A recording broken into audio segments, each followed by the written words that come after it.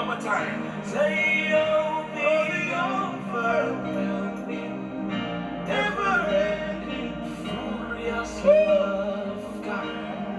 Only takes me now. One more time. Say you'll be overwhelming, never-ending, furious love of God. Cela en journée, ce message est destiné à tous ceux et celles qui, après avoir prié, après avoir jeûné, après avoir fait beaucoup de choses, donné ses dîmes et ses offrandes, ne voient pas leur vie transformée. Ce message s'adresse à tous ceux et celles qui désirent réellement une transformation divine dans leur vie et qui ne savent pas quelles sont les clés à utiliser. Je vous dis, il y a des clés à utiliser, il y a des clés dans le royaume à utiliser. Un homme ne peut pas régner comme ça. Personne sur terre, même le païen, ne règne pas de façon fortuite. Il ne règne pas par le fruit du hasard. Il ne règne pas parce qu'il est intelligent. Il ne règne pas parce qu'il a fait des études. Personne sur cette terre ne règne comme ça. Alors vous allez me dire, mes servants de Dieu, alors comment peut-on faire? Comment peut-on faire? Alors pour commencer, nous allons lire 2 Rois, chapitre 3, verset 27. Merci Saint-Esprit.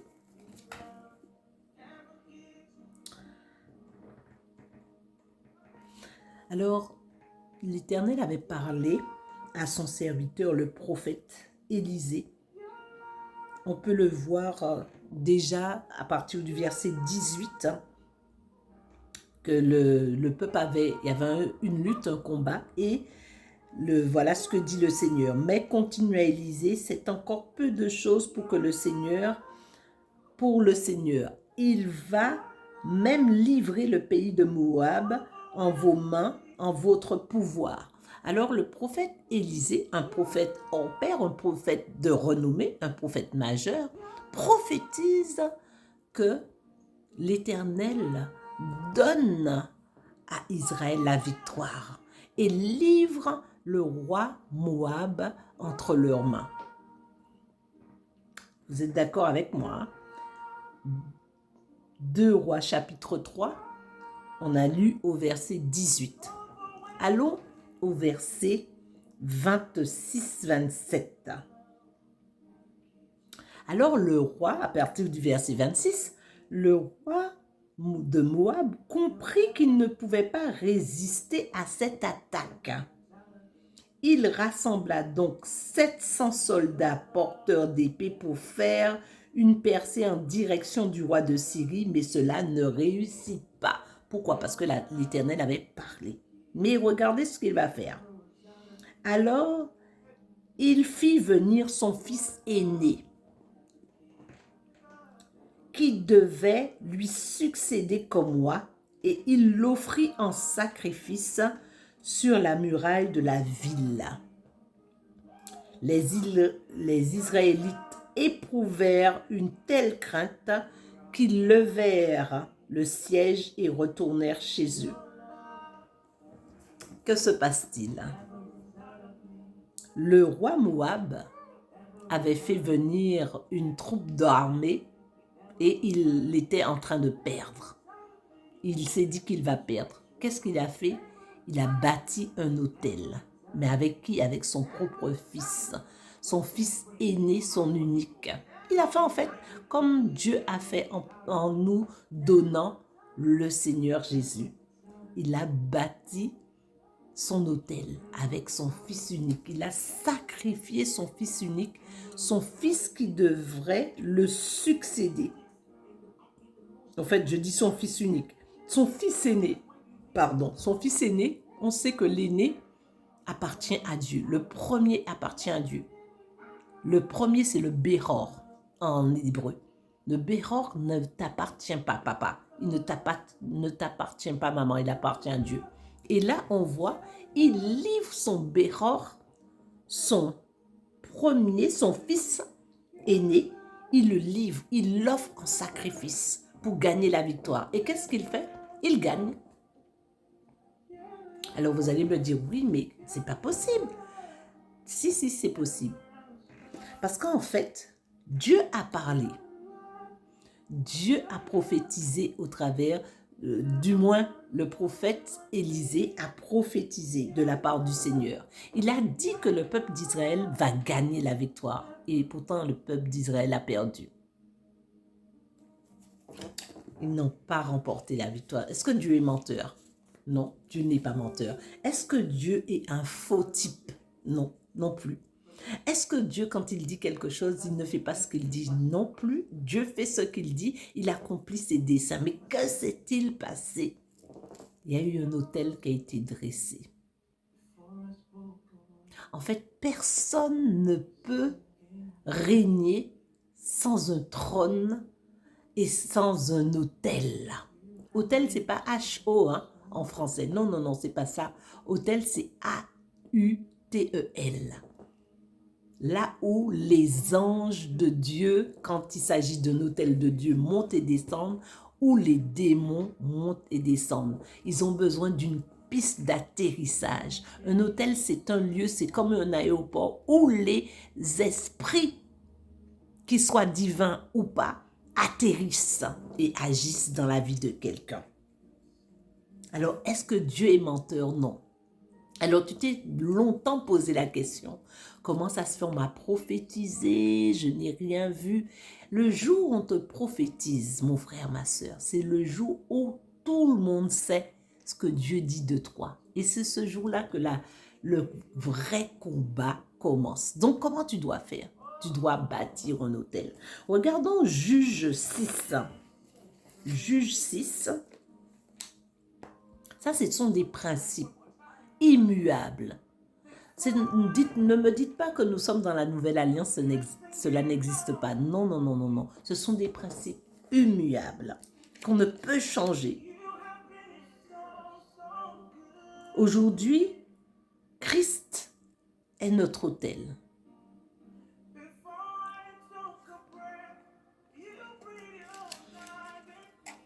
La croix est l'autel de Christ et Christ est notre autel.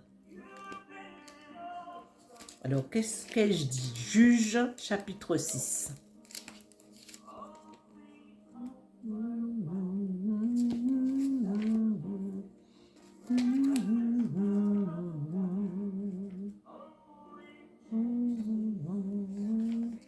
Alors, Juge, chapitre 6.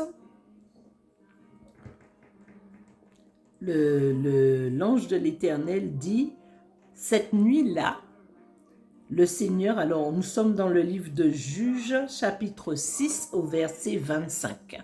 Cette nuit-là, le Seigneur ordonna à Gédéon, prends le taureau de ton père, le second, celui qui a 7 ans, démolis l'autel de Baal que possède ton père et coupe le poteau sacré dressé à côté au sommet de cette colline. Construis ensuite pour le Seigneur, ton Dieu, un autel bien aménagé. Amen. Amen, amen.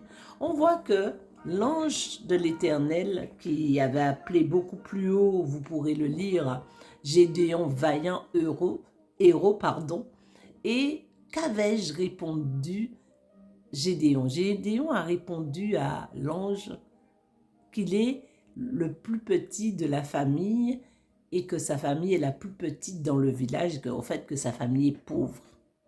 En fait, il y avait un esprit de pauvreté et un esprit qui empêchait à la famille de Gédéon d'entrer dans sa destinée.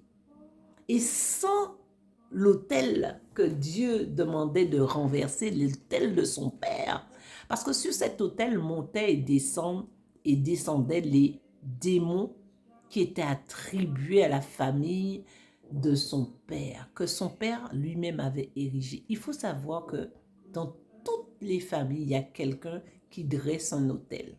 Mais de quel autel que cette personne dresse? Dans toutes les familles du monde, quelqu'un est en train de dresser un autel. Quelquefois, c'est une tante qu'on ne sait même pas si elle existe, on ne connaît même pas son identité ni son nom, mais elle est en train de dresser un autel pour limiter la famille, pour dire que la famille ne fera pas ci, n'arrivera pas ça, etc., etc. Alors, je dis à quelqu'un, sois attentif, hein? Sois attentif, on continue, on avance. Donc, Gédéon, dans sa famille, c'était la famine. Les Philistins les pillaient cette famille, dépouillaient cette famille. Ils étaient pauvres et chaque fois qu'ils semaient, ils récoltaient, ils ne pouvaient pas vivre de leur récolte. Combien de personnes aujourd'hui travaillent, ne vivent pas du fruit de leur travail, du fruit de leurs entrailles. Ils ne vivent pas du fruit qu'ils ont fait couler, comme on dit, à la sueur de leur front, puisqu'ils sont dans la malédiction, en fait. La sueur du front, c'est la malédiction. Combien de personnes n'entrent pas dans leur grâce et dans leur destinée. Pourtant, Dieu a parlé. Pourtant, ils ont reçu une prophétie. Mais la prophétie n'est pas la manifestation. La promesse n'est pas la manifestation. L'héritage n'est pas la manifestation. Parce qu'une fois que la prophétie a été donnée, il y a quelque chose à faire. Il y a des actes à poser pour que tu puisses entrer. En fait, on te dit, tu vas voyager, tu seras nana, tu vas travailler auprès des ministres et tout. Tu dis Amen. Tu es content, tu te réjouis, mais ce n'est pas terminé. Le combat ne fait que commencer. Alors, je t'invite, mon frère, ma soeur, toi qui m'écoutes ce soir, attache ta ceinture. On va y aller. Parce qu'il faut que tu emmènes l'invisible visible. Il faut que tu emmènes ce qui est surnaturel dans le naturel. Il faut que tu emmènes ce qui est spirituel dans le matériel. Et c'est ça. Et c'est ça la chose. Et pour faire cela, tu as besoin, premièrement, d'avoir la foi. D'avoir la foi déjà dans ce que Dieu t'a dit, dans les promesses qu'il t'a faites, même si tu ne les as pas encore vues. Crois, laisse-le. Que ta foi, comme la Bible dit, soit comme un grain de sénévé. Mais ne la laisse pas en tant que grain de sénévé. Laisse-la grandir jusqu'à devenir un arbre qui porte du fruit 30, 60, 100. Que ta foi augmente au nom de Jésus au fur et à mesure que tu marches avec ton Dieu, que tu fais des expériences avec lui. Parce que c'est d'abord ta foi dont Dieu a besoin quand il te parle, quand il te dit quelque chose, quand tu lis sa parole et que ça rentre dans ton cœur. Tu sens que, oh, le Seigneur est en train de me parler. Oh, cette parole est pour moi. Que cette foi demeure en toi. Que la foi de Dieu soit manifeste au nom de Jésus afin que tu entres dans ce que Dieu attend et que tu puisses récolter les fruits escomptés, les fruits attendus au nom de Jésus. Gloire à Dieu, gloire à Dieu, gloire à Dieu. Merci Seigneur, on avance. Parce que, en fait, croire en Dieu, c'est quelque chose. Mais il y a des principes divins. Nous l'enseignons à l'école Lamed Study. Les principes divins sont importants. Tu es né de nouveau. Tu es né d'en haut. Mais ce n'est pas fini. Ce n'est que la première étape, c'est le parvis. Tu vas me dire, oui, mais comment ça se fait? Je suis né de nouveau. Dieu a dit tout est accompli. Dieu est au contrôle de ma vie, etc. Oui, mon frère, oui, ma soeur. Mais ce monde-là n'est pas régi comme le monde d'en haut. Ce monde d'ici-bas a des principes.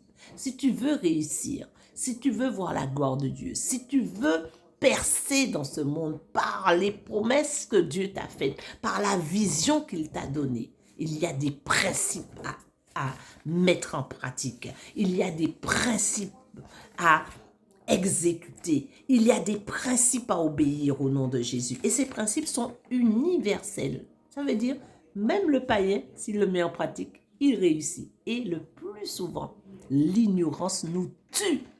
L'enfant de Dieu ne connaît pas les principes, mais on voit que quelqu'un de dehors, un homme, une femme, dans le monde, connaît les principes et vit une vie glorieuse.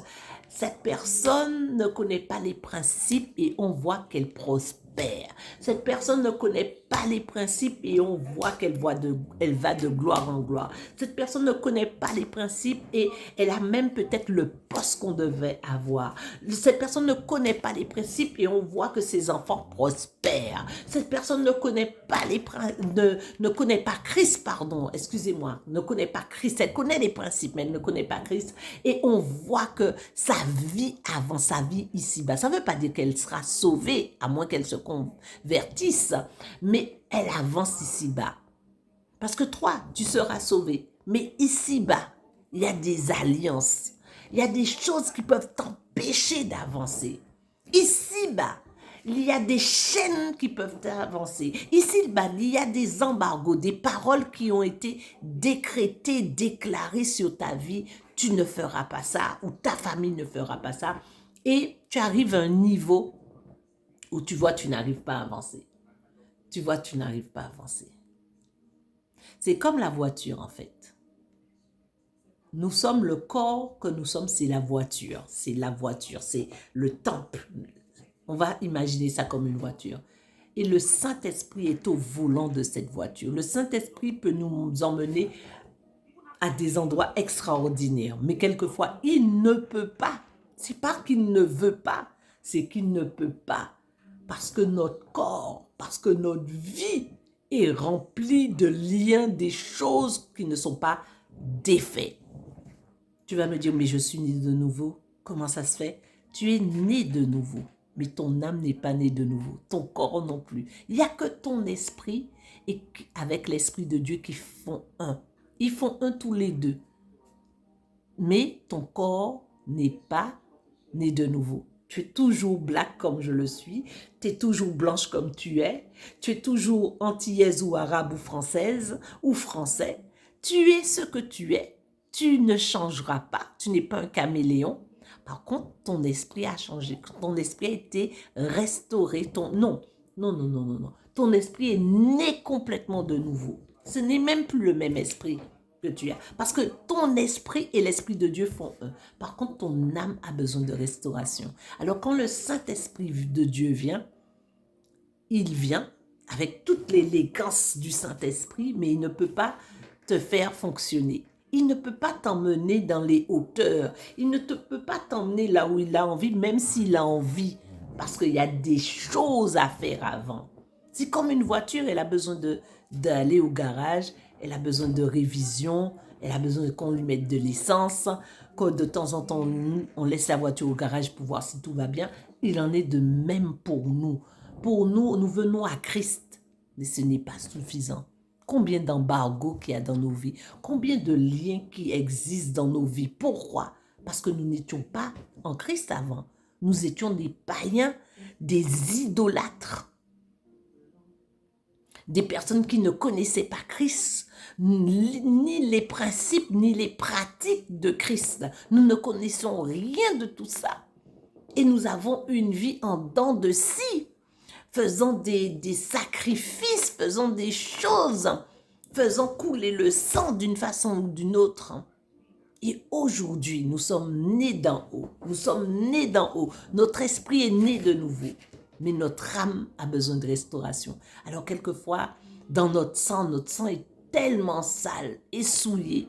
Il y a des choses et des choses remontant à combien de générations? Parce que ton sang n'est pas ton sang. Il n'est pas ton sang seulement. Dans ton sang, il y a le sang de toute ta lignée paternelle et toute ta lignée maternelle. Est-ce que tu as pris le temps? Toi qui dis que tu n'avances pas. Toi qui dis que tu n'arrives pas. Toi qui dis que c'est compliqué, c'est difficile, tu as envie d'abandonner. Est-ce que tu as pris le temps de prier et de détacher les liens de servitude qui se trouvaient dans ton sang? Parce que ton sang, même en biologie, le sang a des marqueurs. On peut identifier ta vie par ton sang. On peut identifier ta parenté par ton sang. On peut identifier qui tu es, tes origines géographiques par ton sang. Est-ce que toi, tu as pris le temps de faire un nettoyage de ton sang? Est-ce que tu as eu le temps de demander au Seigneur de te demander de purifier ton sang et de te détacher des liens de servitude de tes aïeux paternels et tes aïeux maternels. Il faut le faire, mon frère, ma soeur. Il faut, ça c'est aussi, on a vu que la foi pour entrer dans ce que Dieu dit, ensuite te détacher des liens. Ensuite, te détacher des liens obligatoirement. Prends le temps de déclarer, de détacher. Déclare avec moi que je suis né de nouveau, je suis né d'en haut et que les alliances qui se trouvent dans la lignée paternelle, dans ma lignée maternelle, les maladies qui se trouvent dans la lignée paternelle, dans la lignée maternelle, les choses terribles qu'on a pu trouver, les alliances sataniques, les autels qui ont été bâtis dans ma famille paternelle et maternelle soient réprimés, brisés, séparés de moi au nom de Jésus. Je suis enfant de Dieu, je suis né d'en haut, je n'appartiens plus à ma lignée paternelle, je n'appartiens plus à ma lignée maternelle. Et pour certains, ils devraient même dire, je n'appartiens plus non plus à ma culture, parce que maintenant j'ai la culture du royaume. Je t'assure, commence à parler ainsi. Parce que quand les esprits viennent et que tu glorifies ta patrie, tu te glorifies d'être sorti de telle patrie et que cette patrie-là a tant d'autels, tant de choses qui refusent Yeshua, qui refusent Jésus, qui refusent que Jésus soit le maître, qui refusent que Jésus soit le sauveur de l'humanité. Eh bien, il y a des luttes chez toi. Vu que tu glorifies, tu magnifies ta patrie et que ta patrie, elle refuse même certains prénoms qui ont une connotation hébraïque et qui peuvent empêcher les gens de connaître Christ, elle refuse cela. Et toi, tu élèves ta patrie. Tu n'élèves jamais la patrie de ta nouvelle patrie qui est le royaume.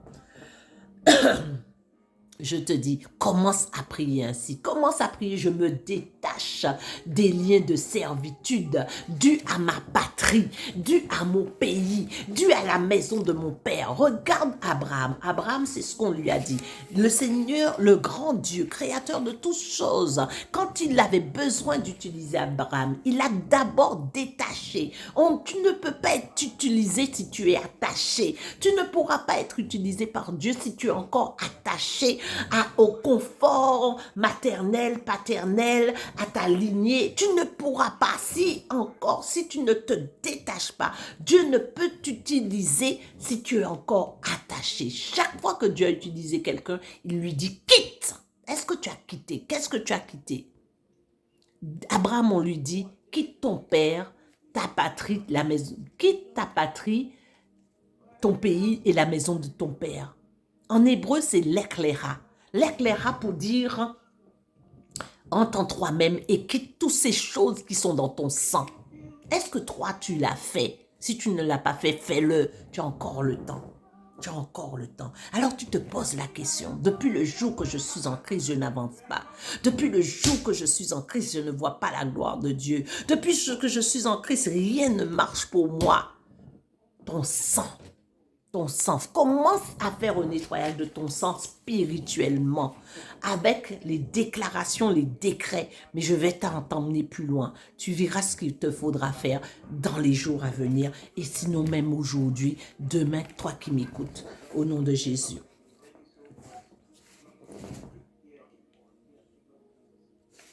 Parce que la voix, ton sang a une voix. Est-ce que tu le savais? Quand Caïn a tué Abel, Dieu a dit, la voix de ton frère, la voix du sang de ton frère crie de la terre jusqu'à moi. Le sang parle.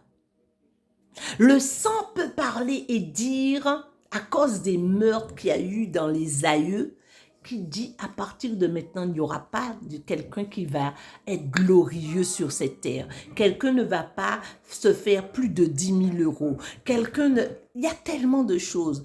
Personne ne va se marier dans ce foyer-là. Personne ne va se marier dans cette famille. Personne n'aura de choses glorieuses, ne va vivre une vie heureuse. Et tu vois qu'il y a des luttes, des luttes, des luttes, des luttes dans toute la famille, chez les enfants, chez les pères, les mères, les petits-enfants. Tout le monde est en lutte parce qu'il y a des paroles qui ont été dites. La voix du sang.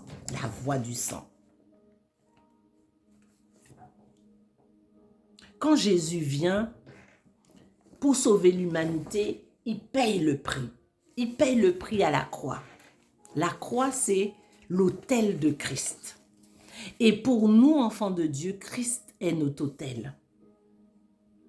Parce que l'autel fonctionne, comme je vous ai dit, c'est une piste d'atterrissage. C'est un lieu où les démons montent et descendent, mais c'est aussi un lieu où nous aussi qui bâtissons les autels, parce que nous aussi on peut bâtir des autels et on doit bâtir des autels, les anges montent et descendent.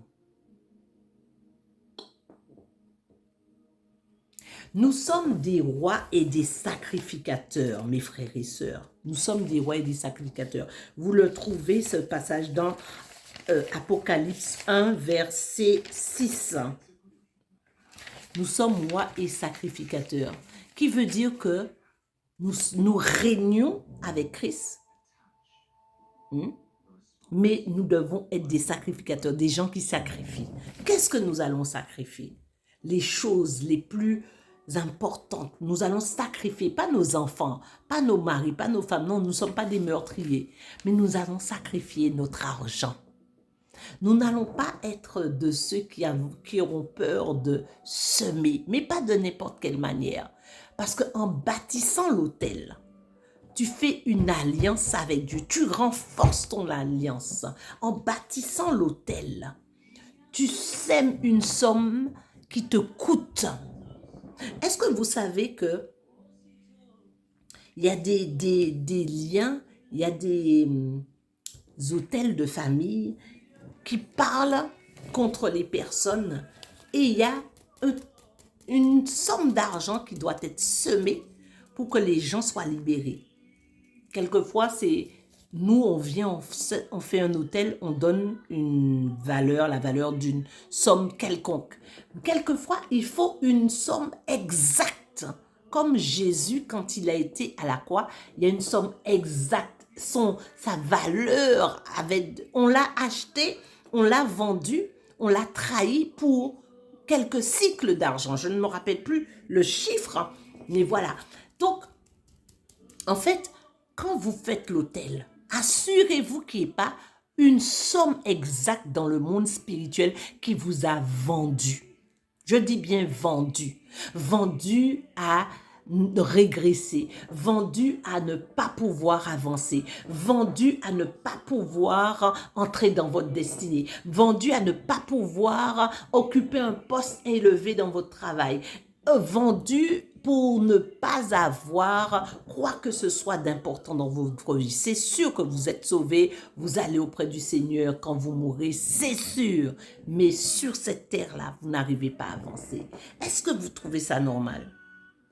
Que sur cette terre, vous êtes enfant de Dieu, roi des rois, seigneur des seigneurs, où l'or et l'argent lui appartiennent, et vous manquez d'argent et vous manquez d'or. Vous êtes en train de trimer, vous n'arrivez pas à avancer. Est-ce que vous pensez que c'est normal? Alors je vais vous dire, pendant que vous demandez, Seigneur, comment je vais faire? Commence à élever un autel, à bâtir un autel, à bâtir un autel. Nous l'avons vu tout à l'heure que ce roi Moab, il a bâti son autel par le sacrifice, par le sang de son premier, de son aîné. Son aîné est mort. Vous savez, les aînés ont une très grande importance, hein. Je vous le dis, hein, pour ceux qui ne le savent pas. Chérissez vos aînés, bénissez-les, priez pour eux parce que si l'aîné réussit, toute la lignée réussit. Toute la lignée réussit, je vous le dis, parce que l'aîné est important. Si le diable touche à l'aîné, il peut détruire aussi tout le reste de la famille. Et lui, le roi Moab, il offre en sacrifice son premier. son aîné, son Béror, pour triompher. Et il triomphe. Et vous voyez, il triomphe. Hein? Il triomphe, il renverse ce que Dieu a dit. Il renverse la prophétie d'Élisée. Non, c'est quelque chose de sérieux. Il renverse la prophétie d'Élisée et il gagne la bataille. Parce que Dieu travaille avec les principes. Le monde travaille, le monde céleste, le monde spirituel travaille avec les principes. Les principes sont universels. Je vous le dis, c'est réel. Ce n'est pas une blague. Et quand les choses dans le monde spirituel, quand vous avez reçu une prophétie, réjouissez-vous, mais ne croyez pas que c'est fini. Il y a une bataille qui va être menée maintenant. Que votre cœur s'affermisse, que vous croyez totalement ce que Dieu a dit au travers de cette prophétie, que vous confessez la prophétie, que vous décrétez la prophétie, que vous semez sur la prophétie, que vous semez sur la vie de celui ou celle qui a prophétisé. Et ensuite, vous bâtissez aussi un autel. Vous bâtissez un autel. Je vais vous donner un exemple. Parce que quand on a reçu une prophétie, dans le monde spirituel, quelqu'un peut venir et changer le cours de la prophétie, alors qu'on vous a donné une prophétie. Mais cette personne-là, elle s'est levée contre vous et vous n'avez pas compris.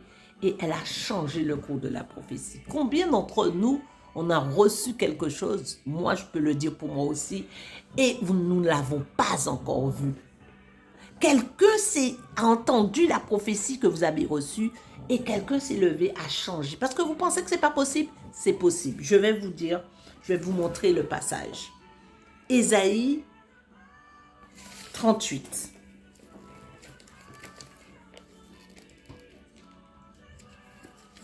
Ésaïe 38.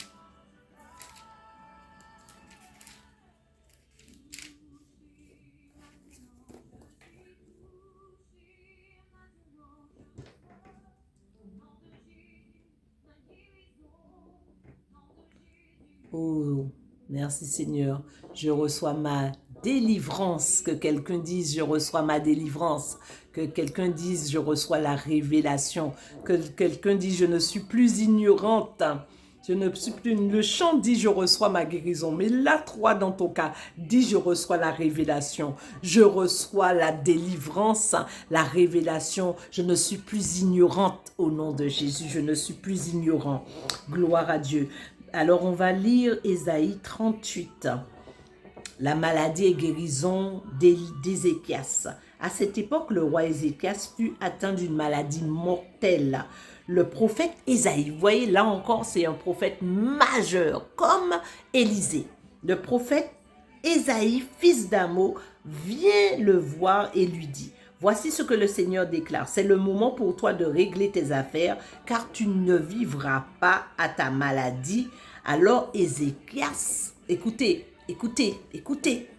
Ézéchias se tourna contre le mur et adressa au Seigneur sa prière. Tournez-vous contre le mur, tournez-vous contre les paroles. Faites dos aux paroles qui ne vous plaisent pas. Les paroles quand on vient vous dire vous n'allez pas y arriver. Les choses comme ça. Ou même une prophétie qui peut être donnée par Dieu. Qui dit que vous allez rentrer au bercail. Vous allez rentrer dans le royaume. Votre temps est arrivé. Et si vous savez que vous n'avez rien fait pour le Seigneur. Et que c'est peut-être parce que vous êtes malade que Dieu dit comme Ézéchias que vous allez rentrer. Dites non Seigneur. Je ne rentre pas au nom de Jésus. Je n'ai encore rien fait pour toi. Seigneur, je ne peux pas encore rentrer. Qu'est-ce qu'il fait, Ézéchias? Il se tourne contre le mur et adressa au Seigneur cette prière. Ah, Seigneur, souviens-toi, je me suis conduit envers toi avec une entière royauté. J'ai toujours agi de la manière à te plaire. Puis il ne put retenir ses larmes. Et qu'est-ce que le Seigneur fait? Le Seigneur, le même serviteur de Dieu qui a dit tu mourras, le même serviteur dit ah Seigneur, il dit alors le Seigneur chargea Ésaïe de dire à Ézéchias, Alors Ésaïe vient de dire tu vas mourir et maintenant il doit retourner pour dire non, il n'est pas faux prophète. C'est pas parce il s'est trompé. Il s'est pas trompé. Il y a des faux prophètes et il y a des vrais prophètes. Celui-là, c'est un vrai. C'est lui qui a dit c'est lui qui a dit la Vierge enfantera. 600 ans après la Vierge a enfanté. Celui-là, c'est un vrai. Ésaïe, c'est un vrai. Qu'est-ce qu'Ésaïe fait?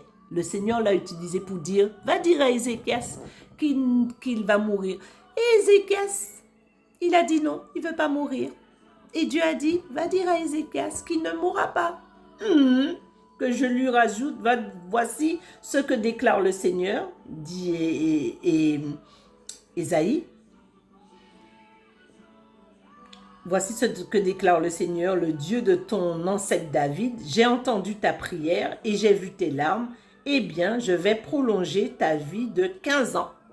Vous voyez, le même Dieu qui a dit, fais tes bagages, on va venir te chercher, les anges vont venir te chercher. Ben, le même Dieu dit, je prolonge ta vie de 15 ans. Le monde spirituel peut être modifié. Les choses peuvent être modifiées dans le spirituel. C'est pour ça, je t'implore, mon frère, ma soeur, toi qui vas m'écouter ou toi qui m'écoutes, apprends à bâtir l'autel de Christ. Apprends à bâtir l'autel pour Christ dans ta vie. Ça veut dire Christ est ton autel, mais toi bâtis parce que tu es sacrificateur. Bâtis. Regarde ce que tu as vu. L'homme a sacrifié son fils dans le monde négatif pour remporter la victoire. Combien de victoires sataniques sont remportées sur nos vies alors que nous sommes enfants de Dieu? Parce que nous sommes ignorants. Parce que nous ne savons pas, nous ne connaissons pas le monde spirituel. Tous ces hommes qui règnent sur cette terre, vous pensez qu'ils règnent comment? Ils règnent pas juste parce qu'ils ont de l'argent, non.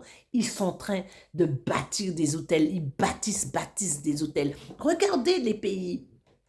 Chaque pays, combien d'hôtels qu'il y a dans des pays? Vous descendez de l'aéroport, il y a des hôtels par là, des hôtels par là. Il y a comme des trucs avec, soi-disant, des monuments aux morts. Et le président vient, il fait des prières, tout le monde pleure, ou chaque 14 juillet, etc. On fait, ce sont des hôtels. Dans vos villes, il y a des hôtels. Dans chaque endroit, il y a des hôtels. Dressez, faites votre hôtel pour votre famille, pour votre maison. Ne vivez plus ainsi. Ayez les yeux ouverts. Ayez l'intelligence des sages. Ayez la révélation de Dieu. Ayez la clairvoyance. Voyez, soyez illuminés de la lumière de Dieu au nom de Jésus. Et ne soyez plus dans la confusion. Vous avez un mari qui n'est pas converti, commencez à dresser l'autel pour la vie de votre mari. Commencez à dresser un autel. Commencez à détacher votre mari des liens de servitude qui sont liés à son identité, qui sont liés à son sang, qui sont liés à son pays. Commencez à le voir assis à l'église. Commencez à parler sur sa vie et semez pour votre autel que vous avez dressé, pour votre autel que vous avez élevé, votre autel que vous avez érigé. Commencez à semer. Demandez au Seigneur, quelle somme dois-je semer? Quelle somme dois-je donner pour que cet autel soit efficace? Et le Seigneur vous dira. Il y a un frère dernièrement, sa vie est en dents de scie. Le diable essaie de faire beaucoup de choses dans sa vie pour le détruire. Et c'est difficile pour lui. Et dernièrement, nous avons prié avec ce frère. Et le Seigneur lui a donné la révélation qu'il avait une certaine somme. Certes, la somme était importante, mais le Seigneur lui montrait que c'est cette somme-là qu'il doit semer. Et si vous n'avez pas les moyens, priez le Dieu qui vous a donné la révélation ce soir, ce matin, ce jour, le jour où vous écoutez ce message, vous donnera la semence Il donne la semence au semeur. Il donne la semence à celui qui le désire. Il donne le pain à celui qui a faim. Alors, il vous donne la semence au nom de Jésus. Il vous donne la somme que vous devez semer pour bâtir votre hôtel. Bâtissez votre hôtel et ne bâtissez pas qu'un hôtel. Commencez à être des bâtisseurs. Toutes ces personnes dans ce monde qui émergent, qu'on entend leur nom, leur renommée, qui font des choses et d'autres pour dominer ce monde, pour dominer les êtres humains et les détruire. Ce sont des hommes et des femmes qui dressent des hôtels, qui bâtissent des hôtels régulièrement. Bâtissez aussi régulièrement des hôtels. Ne vous contentez pas d'un hôtel que vous allez bâtir. Hôtel A-U-T-E-L. Bâtissez l'hôtel au nom de Jésus.